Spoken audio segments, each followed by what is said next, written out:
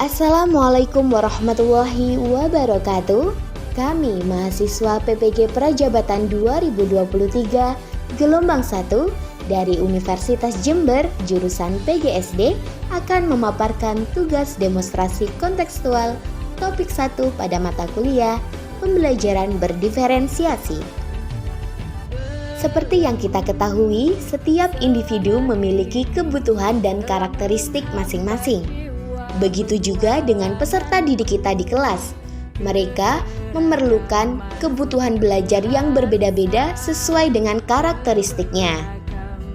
Sehingga sebagai seorang guru, kita harus mampu memberikan pembelajaran yang sesuai dengan kebutuhan dan karakteristik peserta didik. Sebelumnya, perkenalkan anggota kelompok kami, yaitu Ilma Lu'lu'il Maknuni, Laduniatul Karomah, Surya Safitri, Nadifa Amalia, Seli Dianesti, dan Cindy Eka Novita. Pokok bahasan yang akan kami bahas yaitu tentang pengertian pembelajaran berdiferensiasi, keragaman peserta didik di kelas, serta teori pendukungnya. Selamat menyaksikan. Menurut penelitian tahun 2001, pembelajaran berdiferensiasi adalah usaha untuk menyesuaikan proses pembelajaran untuk memenuhi kebutuhan kebutuhan kita berbeda, karena kemampuan kita tak sama. Merdeka belajar, itu yang ku mau. pembelajaran Coba yang ku suka, coba yang ku mampu. Merdeka belajar, itu yang ku mau. Ciri-ciri pembelajaran berdiferensiasi diantaranya yaitu yang pertama, berfokus pada kompetensi pembelajaran. Yang kedua, evaluasi kesiapan dan perkembangan belajar peserta didik diakomodir ke dalam kurikulum. Yang ketiga, pengelompokan peserta didik dilakukan secara fleksibel. Dan yang terakhir, peserta didik secara aktif bereksplorasi di bawah bimbingan dan arahan guru. Pembelajaran berdiferensiasi ini berpusat pada peserta didik. Peserta didik memiliki keragaman dan kebutuhan belajar yang berbeda-beda. Di antaranya ada minat dan bakat, gaya belajar, tingkat kognitif, serta profil belajar. Peserta didik mempunyai minat dan bakat yang berbeda-beda, baik pada tingkatan akademik maupun non-akademik. Oleh karena itu, pembelajaran harus menyesuaikan dengan minat dan bakat peserta didik agar meningkatkan motivasi peserta didik dan juga capaian pembelajaran peserta didik. Teori pendukung minat dan bakat selanjutnya yaitu teori multiple intelligence. Pada teori ini menjelaskan tentang kecerdasan majemuk. Tiap individu memiliki kecerdasan yang dapat hadir atau muncul secara bersamaan atau berurutan dalam satu aktivitas atau lebih. Kecerdasan tersebut yang digunakan untuk memecahkan suatu persoalan yang nyata dalam situasi yang bermacam-macam. Melalui keberagaman kecerdasan ini, maka setiap individu akan memiliki minat dan bakat yang berbeda-beda. Itulah yang dimaksud dengan teori multiple intelligence. peserta didik memiliki gaya belajar yang berbeda-beda. Ada peserta didik yang belajarnya auditori atau ada juga yang visual dengan mendengar, ada yang audiovisual dengan video misalnya, ada juga dengan mendengar ini berhubungan dengan aktivitas fisik atau belajar dengan melakukan sesuatu atau biasa disebut dengan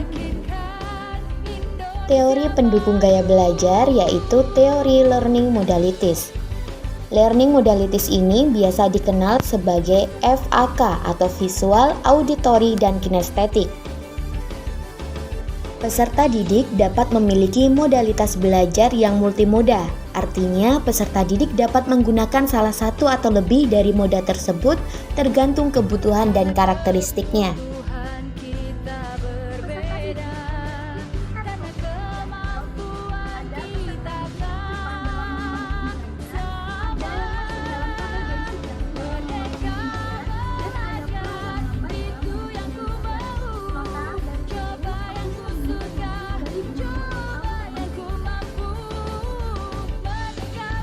Zone of Proximal Development atau ZPD.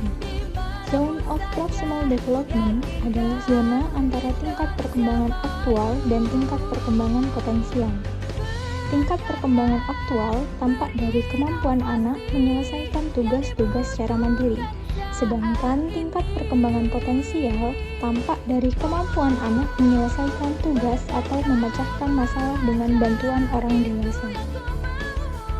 Setiap peserta didik memiliki profil belajar yang berbeda-beda, baik dari latar belakang keluarga, sosial, ekonomi, bahasa maupun budaya, sehingga guru harus mampu memetakan strategi berdasarkan profil belajar mereka untuk memberikan kesempatan kepada peserta didik agar mendapatkan pembelajaran yang sesuai dengan profil belajar mereka. Dalam pemetaan ini, guru dapat melakukan observasi ataupun diagnostik melalui beberapa teknik maupun melakukan koordinasi langsung dengan orang tua untuk mengetahui kebutuhan belajar mereka. Brun van Brenner merupakan ahli yang mengemukakan teori sistem mengenai ekologi yang menjelaskan perkembangan individu dalam interaksinya dengan lingkungan di luar dirinya yang terus-menerus mempengaruhi segala aspek perkembangan, menurut Hayes tahun 2017.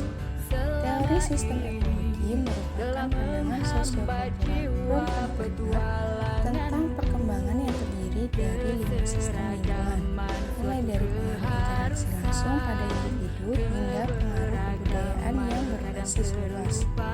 Kelima sistem ekologi tersebut adalah mikrosistem, mesosistem, ekosistem, makrosistem, dan kronosistem. Berikut ini merupakan penjelasan mengenai urutan sistem ekologi. Yang pertama yaitu mikrosistem. Mikrosistem merupakan kondisi yang melatar belakangi seorang anak untuk hidup dan berinteraksi dengan lingkungan yang ada di sekitar mereka dan juga institusi yang paling dekat dengan mereka, seperti dengan teman sebaya, keluarga, masyarakat, maupun teman yang ada di lingkungan mereka. Yang kedua adalah mesosistem. Mesosistem merupakan hubungan yang terjadi di dalam komponen mikrosistem itu sendiri. Misalnya, guru berinteraksi dengan orang tua dalam sistem sekolah. Selain itu, pelayan kesehatan juga dapat berinteraksi dengan keluarga maupun pihak sekolah. Yang ketiga yaitu ekosistem. Ekosistem merupakan sistem yang berisi sejumlah kondisi yang mempengaruhi perkembangan peserta didik di lingkungan rumah. Namun di sini peserta didik tidak terlibat dalam satu peran langsung. Misalnya peserta didik yang berasal dari keluarga yang kurang mampu, banyak yang memutuskan untuk putus sekolah dan melanjutkan untuk bekerja. Yang keempat yaitu makrosistem. Makrosistem merupakan kondisi yang mengelilingi mikro, meso, maupun ekosistem dan mempresentasikan nilai ideologi, hukum masyarakat, dan juga budaya politik. Sebagai contohnya, anak Indonesia tidak akan sama dengan anak-anak yang berada di luar negeri. Dan yang kelima yang terakhir yaitu kronosistem, merupakan sebuah dimensi waktu yang mempunyai perjalanan setiap level dari mikro dan juga makro. Sistem ini juga mencangkup berbagai peristiwa hidup yang penting pada individu dan juga kondisi sosiokultural mereka. Sekian pemaparan tentang pembelajaran berdiferensiasi dari kami. Semoga bermanfaat. Wabillahi taufiq walhidayah. Wassalamualaikum warahmatullahi wabarakatuh. Merdeka belajar, merdeka mengajar.